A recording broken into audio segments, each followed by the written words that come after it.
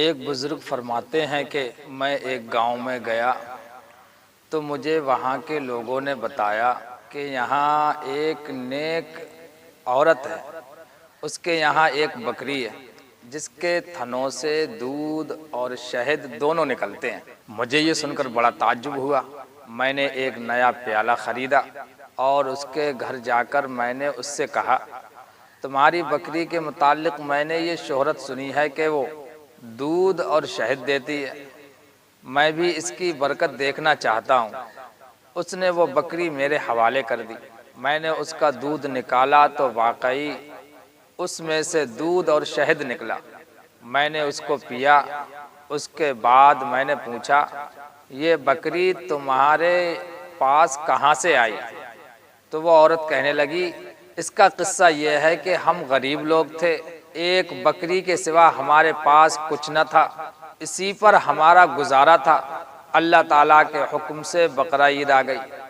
میرے شوہر نے کہا، ہمارے پاس کچھ اور تو ہے نہیں، یہ بکری ہمارے پاس ہے، لاؤ اسی کی قربانی کر لیں۔ عورت نے کہا کہ ہمارے پاس اس بکری کے علاوہ اور کوئی گزارے کی کوئی چیز نہیں ہے، تو ایسی حالت میں ہم پہ قربانی کرنا کوئی ضروری نہیں ہے، تو پھر کیا ضرورت ہے کہ ہم قربانی کریں؟ شوہر نے یہ بات مان لی اور قربانی نہیں کی۔ اس کے بعد اللہ تعالیٰ کے حکم سے اسی دن ہمارے یہاں ایک مہمان آ گیا، تو میں نے شوہر سے کہا، مہمان کا اکرام کا تو حکم ہے اور گھر میں کوئی چیز ہے نہیں، اس بکری ہی کو ذبح کر لو۔ وہ بکری کو ذبح کرنے لگے۔ مجھے یہ خیال ہوا کہ میرے چھوٹے چھوٹے بچے اس بکری کو ذبح ہوتے دیکھ کر رونے لگیں گے، اس لیے میں نے کہا کہ باہر لے جا کر دیوار کی آڑ میں ذبح کر لو تاکہ بچے نہ دیکھیں۔ وہ باہر لے گئے اور جب اس پر چھری چلائی تو یہ بکری ہمارے دیوار پر کھڑی تھی اور وہاں سے خود اتر کر مکان کے صحن میں آ گئی۔ مجھے یہ خیال ہوا کہ شاید وہ بکری شوہر کے ہاتھ سے چھوٹ گئی ہے۔ میں اس کو دیکھنے باہر گئی تو شوہر اس بکری کی کھال کھینچ رہے تھے۔ میں نے اس سے کہا، بڑے تعجب کی بات ہے کہ ایسی ہی بکری گھر میں بھی آ گئی ہے۔ شوہر کہنے لگے، کیا بعید ہے کہ اللہ تعالیٰ نے اس کا بدل ہمیں عطا فرمایا۔ یہ وہ بکری ہے جو دودھ اور شہد دیتی ہے۔ یہ سب کچھ محض ایک مہمان کے اکرام کی وجہ سے ہے۔ ایک مہمان کی خاطر ہم نے جو بکری ذبح کی، ایک مہمان کو کھانا کھلانے کے لیے۔ پھر وہ عورت اپنے بچوں سے کہنے لگی، اے میرے بچوں، یہ بکری دلوں میں چرتی ہے، اگر تمہارے دل نیک رہیں گے تو دودھ بھی اچھا رہے گا، اور اگر تمہارے دلوں میں کھوٹ آ گیا تو اس کا دودھ بھی خراب ہو جائے گا۔ اپنے دلوں کو اچھا رکھو، ہر چیز تمہارے لیے اچھی بن جائے گی۔ ان سے یوں کہے، اے پیارے شوہر، اگر آپ ہی اپنے بھائی بہنوں سے ملاپ نہیں رکھو گے تو آپ کا کیا گمان ہے کہ ہمارے اپنے بچے کس طرح ملاپ سے رہ سکیں گے؟ اگر آپ بڑے بھائی ہیں تو آپ کو بچوں کی طرح چھوٹی چھوٹی باتوں پر ناراض نہیں ہونا چاہیے۔ آپ مرتبے میں گویا والد ہی کے برابر ہو۔ اگر آج آپ کے والد زندہ ہوتے تو ان کو آپ کے اس عمل سے کتنی تکلیف پہنچتی، اور اگر آپ بھائیوں میں عمر میں چھوٹے ہو تو کوئی بات نہیں، آپ معاف کر لیں، چھوٹے تو بڑوں کی سن ہی لیا کرتے ہیں۔ اگر آج آپ ان بڑوں کی سن لیں گے اور ان کی کڑوی باتوں کو برداشت کر لیں گے تو کل آپ کے چھوٹے بھی آپ کی سنیں گے۔ مخلوق کی ایذاؤں پر صبر کرنے سے اللہ تعالیٰ بہت بڑا انعام دیتا ہے۔ یہ کوئی بات ہے کہ باپ کا مال بڑے بھائی نے مجھے نہیں دیا، باپ کی دکان پر قبضہ کر لیا، جائیداد پر قبضہ کر لیا، اس وجہ سے میں ملنا بند کر دوں گا، تعلقات ختم کر دوں گا، ہرگز ہرگز نہیں ملوں گا۔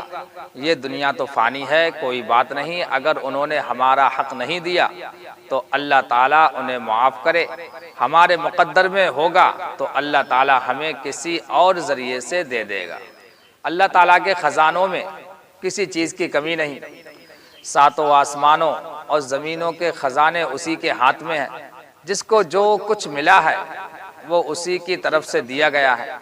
اگر ہمارے لیے اس میں بہتری ہوگی تو ہمیں بھی وہ دے دے گا، ورنہ آخرت میں اس کے بدلے ہمیں بہت کچھ ملے گا۔ اسی طرح آپ اپنے شوہر کے ذریعے آپ صلی اللہ تعالیٰ علیہ وسلم کی دوسری سنت بھی زندہ کروا سکتی ہیں۔ وہ اس طرح کے اپنے گھر کا خرچہ کم سے کم کر کے اولاً جو رشتہ دار غریب ہیں ان کی مدد کروا کر یہ ثواب حاصل کر سکتی ہیں، پھر جو بھی غریب محتاج بیوہ یتیم اور مسکین ہو اس کی مدد کروا سکتی ہیں۔ اسی طرح جو لوگ بے روزگار ہیں اپنے شوہر کے ذریعے ان کو روزگار دلوا سکتی ہیں۔ مہمان نوازی بھی آپ کروا سکتی ہیں، خصوصاً آپ کے گھر میں جو بھی مہمان عورت آئے اسے خالی ہاتھ نہ بھیجیں، کم از کم پانی کا سادہ گلاس ہی پلا دیجیے، مسکراہٹ والے چہرے سے اس کا استقبال ہی کر لیجیے، اسے کوئی نہ کوئی دین کی بات سکھا دیجیے، اسے دین پر چلنے اور اس کو پھیلانے پر آمادہ ہی کر لیجیے۔ اور اگر شوہر کے مہمان آئیں تو ان کی مہمانداری اور کشادہ دلی، فراخی اور ایثار سے کریں، اور اگر مہمان کوئی اللہ کے نیک بندوں میں سے ہو تو اس کی مہمانی کو موجب خیر و برکت سمجھنا چاہیے، اور یوں تو کسی مہمان سے بھی دل تنگ نہ ہونا چاہیے۔ حضور صلی اللہ تعالی علیہ وسلم نے تو کافر کو بھی مہمان بنایا ہے۔ شکر ادا کر کہ تیرا مہمان اپنی روزی تیرے دسترخوان سے کھاتا ہے، لہٰذا مہمانوں کو مصیبت نہ سمجھے۔ اگرچہ چھوٹے بچوں کو سنبھالنا، گھر کی صفائی ستھرائی کرنا اور پھر مہمانوں کے لیے کھانا پکانا، اس کی خاطر تواضع کرنا، یہ کام مشکل تو ہیں، لیکن خالص اللہ کو راضی کرنے کے لیے ان کی خدمت کی جائے تو اس کا بہت بڑا اجر و ثواب ہے، اور مال میں برکت بھی ہوتی ہے۔ مہمان اور وہ بھی خصوصاً مسافر ہو تو دلی دعائیں بھی ملتی ہیں، بلکہ اگر شوہر کی عادت نہیں تو ان کو آمادہ کریں کہ وقتاً فوقتاً اپنے حسب استطاعت نیک لوگوں کو گھر پر بلا کر کھانا کھلائیں، اور کھانے میں ایسا تکلف نہ کریں کہ بوجھ ہو، بلکہ ایسا کھلائیں جو سدا نبھا سکیں، جس میں خود آپ کو اور گھر والوں کو بلا وجہ پریشانی میں نہ پڑنا پڑے، بلکہ جو بھی آسانی سے اس وقت مہیا ہو سکے وہ کھلا دیں۔ عربوں کے یہاں ایک کہاوت ہے، جو شخص کسی کے یہاں جائے اور وہاں کچھ نہ کھائے پیے تو وہ گویا کسی مردے کی زیارت کرنے گیا تھا۔ تو ہمارے گھر میں کوئی بھی آئے، یا شوہر کا رشتہ دار یا ہمارا رشتہ دار، اس کی اپنے میکے کے رشتہ دار کی تو خود خدمت ہو جاتی ہے، مگر شوہر کا رشتہ دار آ جائے تو بڑی پریشانی ہوتی ہے۔ تو ایسا نہیں ہونا چاہیے۔